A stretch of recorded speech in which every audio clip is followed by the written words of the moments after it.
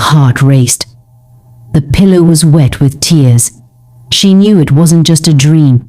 He was trying to reach her. The following day, as the police prepared to write to Wrightport, an unexpected visitor came to the station. He was a man in his late 30s. His name was Elijah Thomas. He walked with a limp and had burn scars on one hand. He looked rough, like someone who had seen war. "I heard a man went missing at Sunlight Guest House," he said. Sergeant Benson looked up. "And who are you?" Elijah sat down. "I was one of their guests. 6 years ago." Benson's eyes widened. "What?" "They almost got me. Same way. I was drugged. I woke up half naked in the bush 3 miles away. I went to the police back then, but the report disappeared. Nobody believed me." Benson leaned forward. "Do you have proof?" Elijah raised his sleeve and showed a tattoo of room 4 he had burned into his arm after surviving. "I swore I'd never forget the room they tried to kill me in." Then he pulled out an old, faded photo. It was of the food menu in the room, the same one Michael had shown Linda on video. Benson stood up immediately. The night after the police visited, the staff of Sunlight Guest House were unusually quiet. Even Kenny, the widow's son, who was always loud and boastful, kept to himself. The fear of exposure hung in the air like thick smoke. But no one was more unsettled than Ruth, the young cleaner. She had joined the hotel staff only 8 months ago. Back then, she was jobless, hungry, and desperate. Mama Grace had offered her a place to stay, food to eat, and a stable job. But she hadn't known that the job would come with blood on her hands. They told her it was just cleansing rituals and that the guests were chosen. But she had cleaned up after those rituals, and what she had seen were not spiritual sacrifices, they were murders. And now, that man, the one who had come in smiling and showing his wife the hotel room on video call, was gone forever. Ruth had scrubbed his blood off the wall. She had seen the broken glasses left on the bedside table before Kenny grabbed them and crushed them. That night, in her tiny room behind the kitchen, she sat on her bed and whispered, "God, please forgive me." A cold wind blew through the closed window. Then, a whisper. "Ruth, Ruth." She looked around, heart pounding. "Help me." She shot up from bed and ran out of the room barefoot, bumping into the cook in the hallway. "You day mad," the cook barked. I thought I heard something," Ruth stammered, shaking. She couldn't sleep again that night. The ghost of the man Michael James was now whispering her name. Back in her home, Linda wasn't eating. She hadn't bathed. The children were beginning to notice. Her heart felt as if it had stopped beating the night her husband vanished.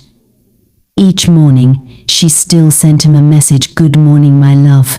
Wherever you are, I know you can hear me. Please come home." Her messages never delivered.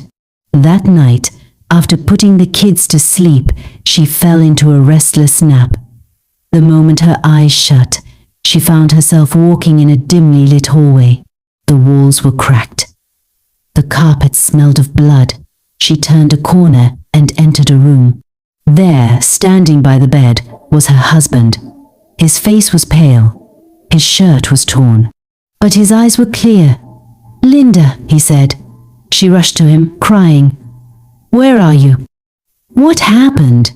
He held her shoulders and looked her in the eyes. "Room 4. I was there." "The guest house. The name you saw was right. They killed me, but I need justice. I can't rest." Then he vanished. She woke up screaming.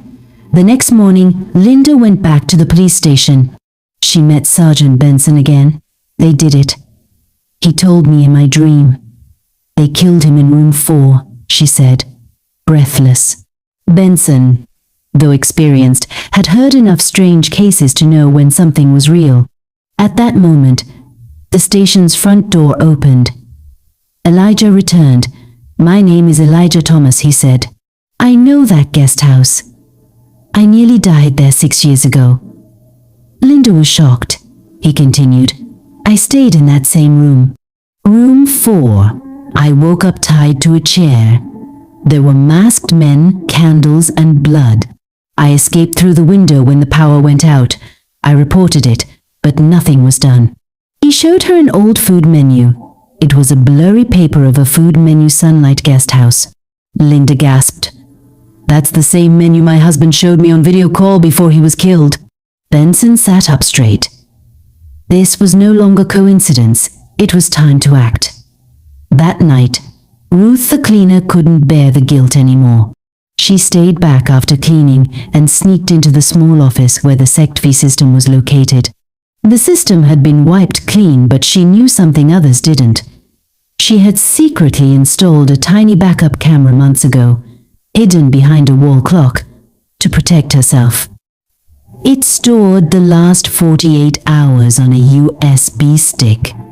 She took the stick and, after much hesitation, walked to the police station, hiding it inside a basket of oranges. When she reached the gate, she dropped the bag just outside and quickly walked away. Then a police officer carried it and brought it to Benson. Inside was the proof they needed.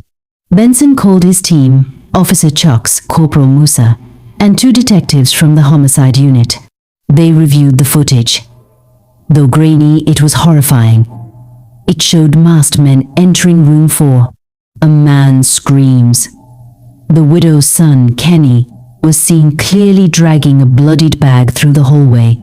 Mama Grace stood outside the room, chanting something dark. Ruth's face was also seen in the background, shaking, crying, cleaning up the blood. Benson sat back and whispered, "My God." The next day at 5 a.m., they prepared a raid. Police vans rolled up to Sunlight Guest House. They surrounded the compound silently. Inside, Mama Grace was already awake, her spiritual beads in hand. She looked up as the power went out. The spirits whispered, "They are here." Police burst in. Guests were removed and questioned. Rooms were searched. The kitchen, the backyard, and then room 4. There, the floorboards had been replaced, but blood residue was still in the cracks. In the store, they found an old suitcase containing men's wallets, ID cards, and even Michael's torn shirt. Kenny tried to run but was caught behind the fence. Mama Grace stood quietly, chanting under her breath. But when Benson tried to cuff her, she screamed, "You fools don't know what you've done. This land is cursed. You think you've saved them. You've only angered them." Then she laughed like thunder. Elijah, who had joined the team, pointed to a spot under the main office. "There used to be a door there," he said.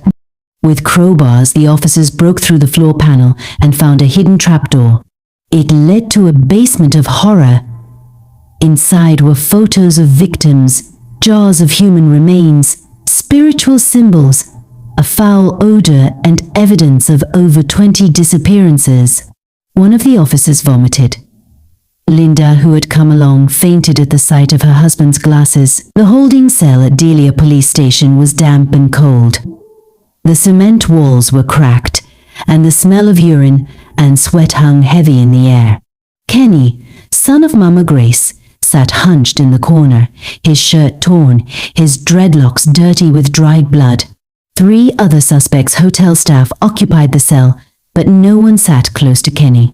He had stopped talking since the raid.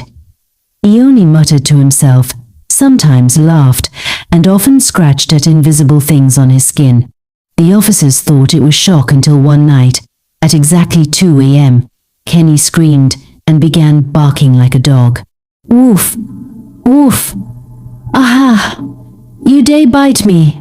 Mama! Snake! Snake day my ear!" He rolled on the floor and slammed his head against the wall. A guard rushed in. "Kenny, what him be this?" Kenny grabbed his own throat. "Don't touch me. The woman in red day hold me. She say, make I confess." He started to chew on his own shirt, eyes rolling. They had to sedate him. But in the observation room, Sergeant Benson shook his head. This boy thinks say he go escape like this. Na strategy, but we go break am. Ruth the cleaner was under protective custody, kept at a safe house owned by the force. Since the day she handed over the sect footage, she had received 3 anonymous threats on her small Nokia phone. You break the oath. Death is coming. She tried to ignore them. But on the 4th night, she woke to find a red feather on her pillow, a symbol of betrayal used in their rituals. Terrified, she ran to the officer assigned to watch her. Please, she begged, let me speak with a pastor. She was taken to a local church, where Pastor Akin prayed for her. That night, Michael appeared to her in a dream. Thank you for trying, he said, but don't stop doing good. Then he also appeared to his wife Linda. Darling, you must finish what you started. Under the staircase in room 4, you'll find something hidden. She woke gasping for breath. The next day, with special permission and escorted by officers, Linda returned to Sunlight Guest House. The place was now locked down. Yellow police tape lined the gate, and an eerie silence filled the compound. Led by Sergeant Benson and Elijah the survivor, they opened room 4 again.